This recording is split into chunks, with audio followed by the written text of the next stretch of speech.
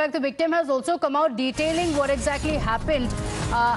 Listen in to what the victim had to say.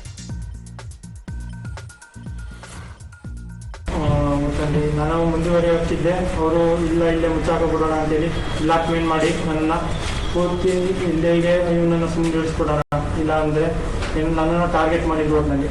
ಇದು ಮುಂದುವರಿಬಾರ್ದು, ಇಲ್ಲ ಬೇರೆಯವರಿಗೆ ವಿಚಾರ ಸ್ಪ್ರೆಡ್ ಆಗಬಾರ್ದು ಅಂತೇಳಿ ನನ್ನನ್ನು ಬ್ಲಾಕ್ಮೇಲ್ ಮಾಡ್ತಾ ಇದ್ರು.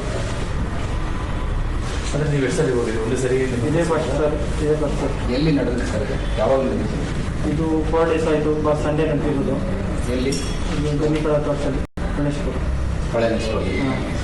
ಇದಾದ್ಮೇಲೆ ಸೂರಜ್ ರೇವಣ್ಣ ಅವ್ರನ್ನ ಕಾಂಟ್ಯಾಕ್ಟ್ ಮಾಡಿದ್ರ?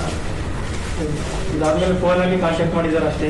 ಇದು ಆಮಿಷಗಳನ್ನು ಒಡ್ಡಿ, ಇಲ್ಲ ಇದನ್ನು ಇಲ್ಲಿಗೆ ಮುಗಿಸ್ಕೊಬಿಡೋಣ ಬೇಡ ಅಂತ ಹೇಳ್ಬಿಟ್ಟು ಆಮಿಷಗಳನ್ನು ನೋಡಿದ್ದಾರೆ ಅಷ್ಟೇ. ಏನು ಆಮಿಷ ಹೊಡಿ ಸರ್? ಅವರು ಹಿಂಗೆ ದುಡ್ಡು ಕೊಡ್ತೀನಿ, ಕೆಲಸ ಕೊಡಿಸ್ತೀನಿ,